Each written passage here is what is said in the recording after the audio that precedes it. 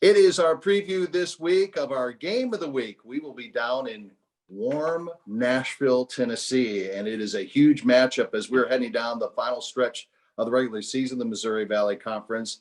As you see, Coach Brooks and his Belmont Bruins will be hosting the Drake Bulldogs and Coach Pohlman's team. And we thank everybody for joining us. Laura and I will have the call for you coming up at 4 o'clock Central Time on the ESPN family of networks. Allison, I want to start with you. You've been in the league, whether as a head coach or an assistant, for a long period of time. Laura and I were just talking about this recently. These three teams that have been added to the league have been absolutely sensational. Now, they've made it even more of a gauntlet in the league, but it's been very impressive of what they brought to the table to our league. And, of course, it leads with Coach Brooks's Belmont Bruins, who are atop the standings with two other teams. Absolutely. I mean, and, the Missouri Valley Conference did such a phenomenal, and our commissioner, Jeff Jackson, and just, such a phenomenal job of really upping our game in the Missouri Valley Conference and adding these teams. And, like you talk about kind of the gauntlet this is going to be our first trip over to Murray and then also to Nashville to take on Belmont. So I'm just really excited, one, to talk about the hype of adding these teams to our conference, but then to kind of get into the grind of things, and just really, just so much respect for these programs.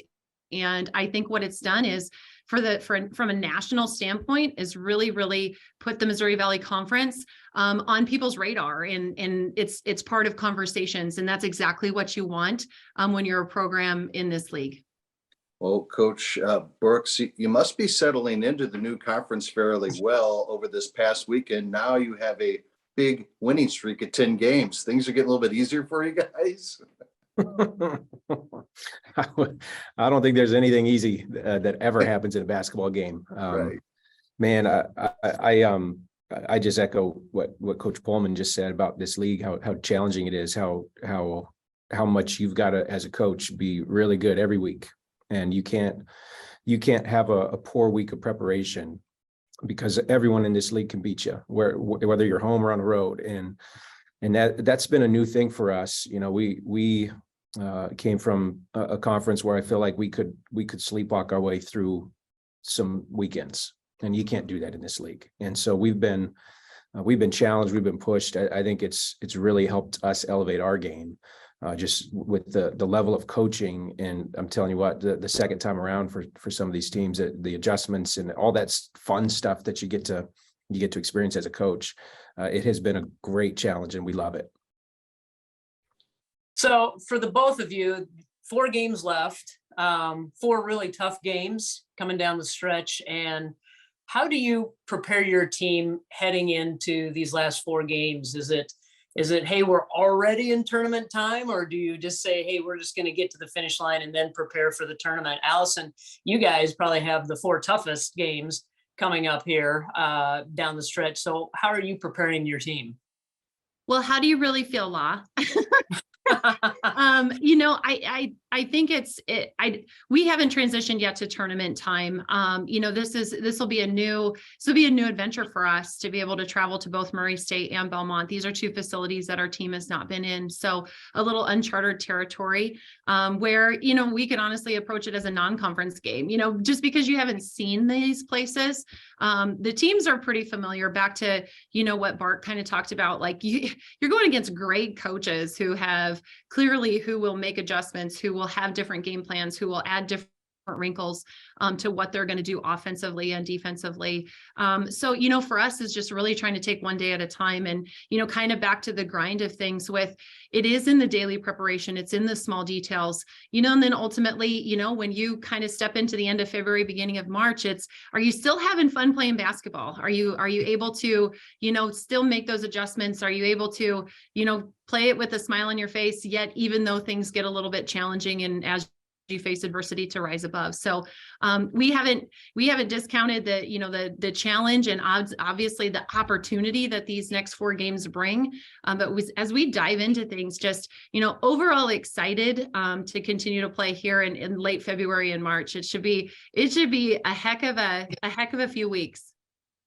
Bart, how are you guys approaching the last 4? Yeah, I mean, she just said it right there. Just are you enjoying playing basketball at the end of the season? I mean, the season is a grind. It wears on you as a coach. It wears on you as a player. And I think the best teams usually at this time of year are teams that are fresh and they feel good and they're confident and they're enjoying what they're doing and they're enjoying who they're doing it with. And I think that usually leads to success down the stretch. But I tell you what, for us, we just got to try to get everyone to practice today and show up on time to film and have a good lift. And, you know, we're literally, we had to really back up the truck this season and really focus on what we're doing today.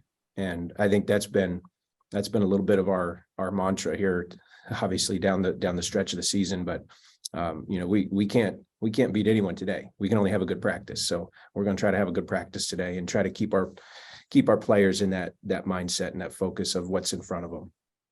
You know, both of you guys obviously scheduled tough schedules during non-conference, and a lot of focus, Coach Brooks, on your non-conference schedule. What was the mindset for you and your team as you got done with that grind of that non-conference and getting ready for the grind of Missouri Valley play? Yeah, I think I lost my mind when I did that. This is what happened. I don't know what in the world I was thinking. I knew it was going to be a gauntlet playing in this conference, and then, you know, to run through the gauntlet before the conference, it was, you know, I thought Drake, you know, Northern Iowa, a lot of the teams in the league did that in the non-conference and really challenged themselves. And we didn't get any of those big wins that we needed, you know, and I feel, you know, we got to fix something moving forward to figure out a way to win some of those games. Drake obviously, you know, handled their business and got a couple of those, but you know, it prepares us. You know, we see a lot of styles, we see a lot of talented players and coaches, and I think it just keeps you, if you can keep your team from getting beaten down from it, if it doesn't go your way, I think ultimately it pays off in the end. But man, there was some stretches there where I'm not sure. I didn't sleep for a lot of nights because we were in the middle of the mud for a long time. But it's a challenge, and I think if I could do it again, you know, I'm going to do it again next year. So,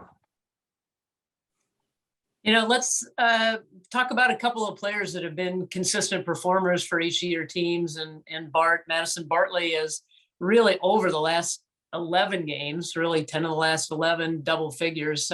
What does she bring to the team? Yeah, I think she just brings a way to get easy baskets, which, you know, when you're trying to win games against good teams and you can get the ball around the rim and get an easy basket from time to time, it really just helps everything. And I think she's been a lot more consistent for us, obviously, here in the last run of games and last month of the season. And it's really what she's done for us throughout her career. She's just been able to put it together consistently here lately. And I think for us to be at our best, she's got to be really good for us. And she has been. And when she's really good, we're usually pretty good.